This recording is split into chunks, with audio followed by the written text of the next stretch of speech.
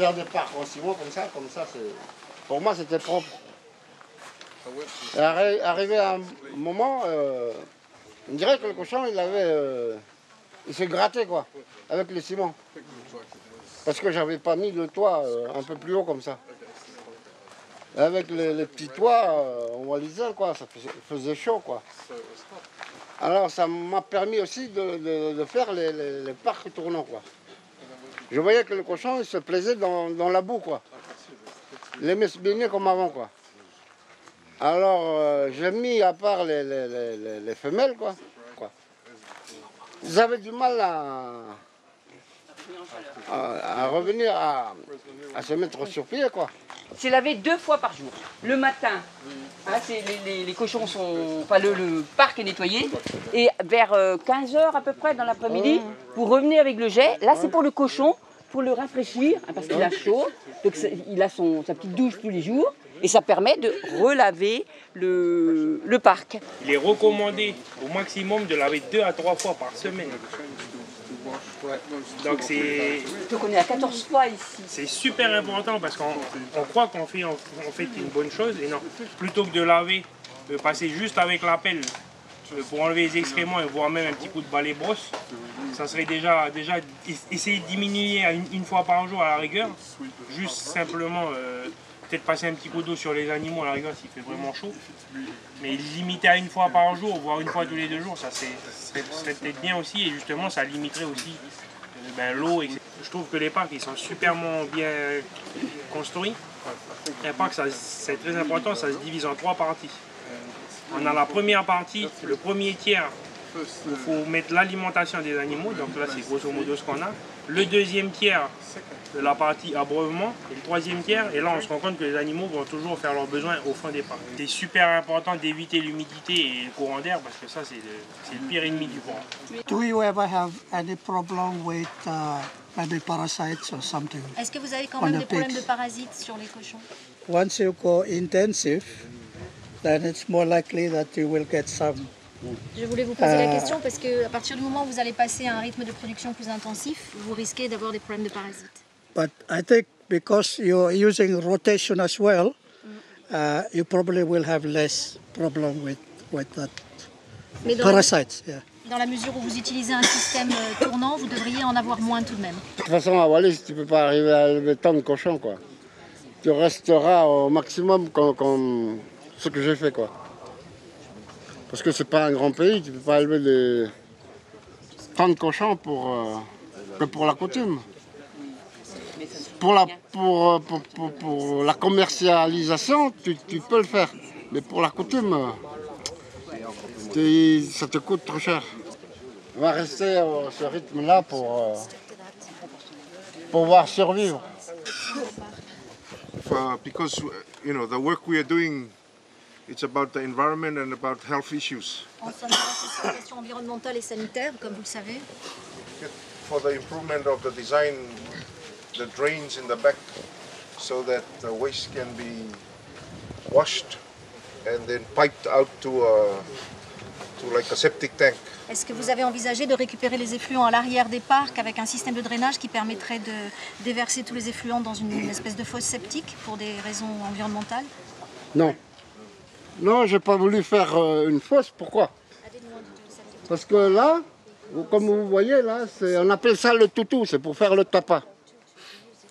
Et ça fait plus de 10 ans que j'ai planté ça, quoi. Alors, je laisse passer le lisier dessus, quoi. Et quand je vois qu'il y a beaucoup de lisier, je mets mes cochons dans le parc tournant. Et en même temps, je cultive aussi. Je récupère pour cultiver. Avant, j'avais de quoi? Une petite taraudière, là, derrière. Planter les tarots, les capets. Je faisais des petites fosses, quoi, pour faire descendre des petits caniveaux, quoi. J'ai vu que vous avez mis de la litière, par à côté, c'est pensé ou... Parce que la litière, vous en faites quoi après? Là, je vais mettre ici, là. Je vais garder pour mettre sous les capets, quoi. Est-ce que la production est meilleure quand on est derrière un parc tournant? Ça dépend de la fertilité du terrain. Voilà. Fertilité du terrain, quoi. Si le sol est bon. Si le sol est bon, parce qu'il y a aussi des terrains qui sont bons à cultiver sans les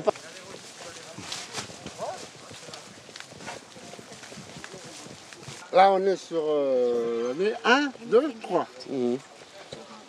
Là, on a commencé par planter les capets, les ignames, tout ça, là, les tarots. Là, on a déjà fini de récolter l'igname, le taro. On a récolté aussi la plupart du capet. Mais il nous reste un peu, quoi. Là, on a replanté l'igname comme ça, qu'on appelle ici le calédonien. Et là, à côté, en face de vous, c'est la 3e année. C'est le manioc. Ça commence à venir, mais je n'ai pas encore fini de planter, quoi. Pourquoi le manioc, il arrive en fin de rotation? Parce que chez nous, quand tu plantes le manioc avant, l'année après, tu ne peux pas planter les ignames, tout ça, parce que ça ne va pas bien donner, quoi. L'igname, c'est le plus gourmand.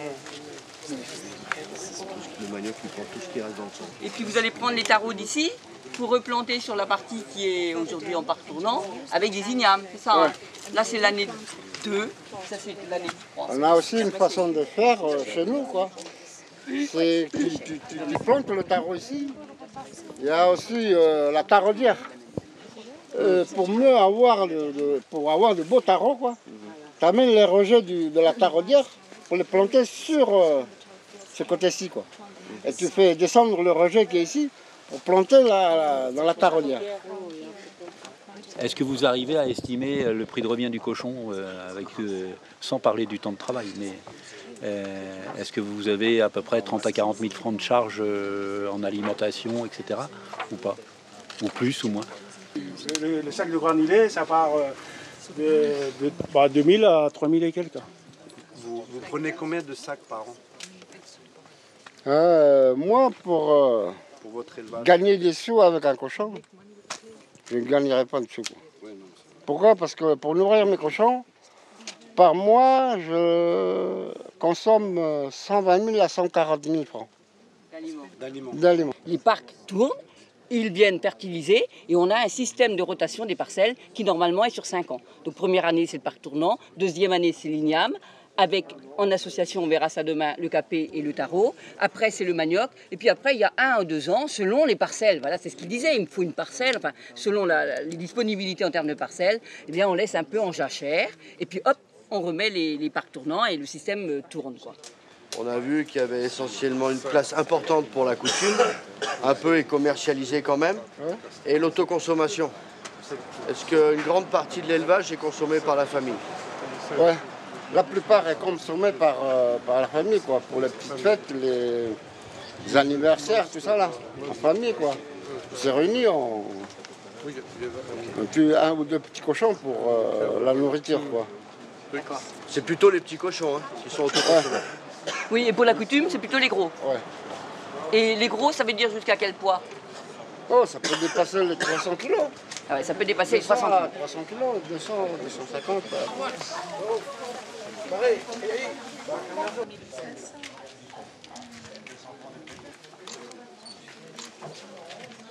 Et quand on l'utilise, la chose à laquelle il faut faire attention, c'est qu'on prend la première couche. On ne va pas creuser, parce qu'après, on risque de faire rentrer l'air à l'intérieur, et là, plus ça va courir, ça va composter.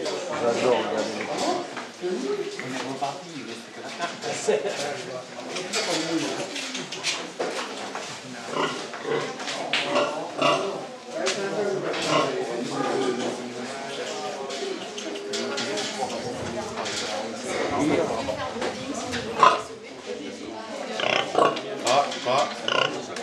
Donc il y avait un Vera du Roc et 4 truies F1, croisées large white Landrace. Donc hyper productivité, ça fonctionnait très bien, mais sur la longueur, problème d'adaptation au climat, d'adaptation aux parasites. Et finalement, surtout, on ne répondait pas aux attentes des éleveurs du territoire. La porcherie a été remise en route avec maintenant des animaux de race locale qui ont été sélectionnés sur leur morphologie et les mères pour leur capacité à faire des petits, à être des bonnes mères. Et ça fonctionne pour le moment plutôt bien.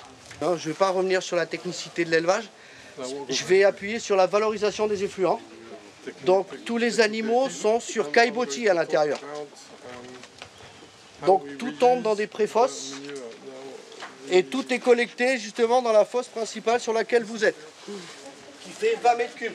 La fosse qui récupère donc le lisier est équipée donc d'une pompe qui sert donc à brasser, à mélanger le compost, parce qu'on sait très bien, le lisier, qu'est-ce que c'est? C'est des éléments solides et liquides.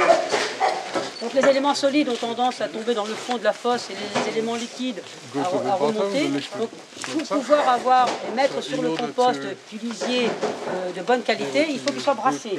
Donc on ferme la vanne qui permet l'extraction et on fait tourner la pompe pour brasser. Ensuite, cette vanne-là nous permet, on l'ouvre et nous permet donc jusqu'à la plateforme de compost qui est là-bas. Sur dalle, on lui amène la moitié en volume en lisier en 3 apports. Alors, je ne sais pas si vous comprenez. Je recommence. On fait un apport quand on met tout en place, qui représente à peu près 1/3 du volume. Et après, tous les 10 jours, on va faire des apports et pour arriver au final à 50% du volume de déchets verts. Donc par exemple, s'il y a 20 mètres cubes de déchets verts, on va mettre 10 mètres cubes de lisier, en espérant qu'on en absorbe un maximum. L'excédent suit les rigoles et retourne à la fosse. Alors là-dessus, on broie du bois, on envoie tous les déchets de culture et on laisse travailler 3, 4, 5 mois. Ça fait un compost plutôt grossier et c'est ce qu'on va chercher à enfouir en fumure de fond. Et le bois qu'on va choisir de broyer, on essaye de se tourner vers des essences légumineuses, voire même envahissantes. Donc on va travailler en collaboration avec le service forêt et le service de l'environnement. On va faire des abattages dans Wallis sur notamment le falcata, je crois que les Polynésiens le connaissent. Il est envahissant, donc on y va avec la remorque, on abat, on découpe et puis on vient tout broyer ici et par-dessus on y met tout ce qui traîne. Hein. Des déchets de culture, de l'herbe de tonte, on arrose et on arrive à obtenir quelque chose d'intéressant mais qui reste grossier. J'insiste là-dessus, c'est-à-dire que nous on va l'enfouir systématiquement. Il faudrait qu'on travaille plus finement si on voulait travailler limite en terreau, si on fait un comparatif. Nous ça reste vraiment une fumure de fond qu'on enfouit quand on monte en billon en fait. Alors le système de clôture, c'est une nouveauté, on a pris le risque, on va faire électrifier. Au lieu d'acheter des grillages, beaucoup de fer, parfois coûte assez cher, qui s'usent avec le temps. Donc là on va travailler à peu près sur 2500 mètres carrés. Il y aura une partie pour les truies gestantes. C'est-à-dire qu'une fois qu'elles auront essailli, elles finiront. Gestation plein air. Gestation plein air, merci, elles seront dehors. Et on fera également des essais d'engraissement, mais à un volume très réduit, 1 à 2 cochons, pas plus, pour voir son évolution avec une alimentation, hein, pour finir le cycle, avec une alimentation à base de produits locaux. Donc voir comment il réagit dehors dans ce type de case. Et donc on parle bien de parc tournant, puisque on va mettre en rotation avec des cultures associées. On connaît le manioc, pourquoi pas autre chose? C'est-à-dire voir si on peut bénéficier de l'action des animaux sur les cultures associées et le mesurer. Voir ce qu'on peut gagner. Est-ce qu'il faudra en plus fertiliser ou non? Est-ce qu'on aura l'équivalent production végétale, alimentation? Tout ça, c'est en cours de recherche.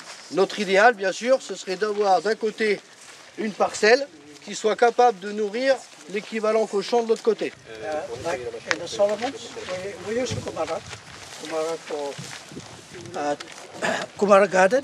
All gardens we send the pigs in, and because they can dig up the tubers that are left over, but they also eat the leaves. The leaves are very. Les porcs mangent donc la racine et les feuilles de la patate douce. Donc c'est ce qu'ils utilisent aux îles Salomon.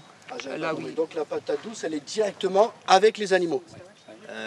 Ils utilisent les animaux à la fin de la rotation, à la fin de la culture, pour assainir, faire vraiment le vide sanitaire, tout enlever les restants de tubercules qui peuvent rester en terre, pour que ce soit vraiment le plus propre possible. Et quand quand on récolte la patate douce, il reste peut-être à peu près 20% de la récolte qui reste à terre. Ouais. Et le cochon finit de tout bien nettoyer le truc. Et du coup, on a vraiment un vide sanitaire après qui peut bien se faire.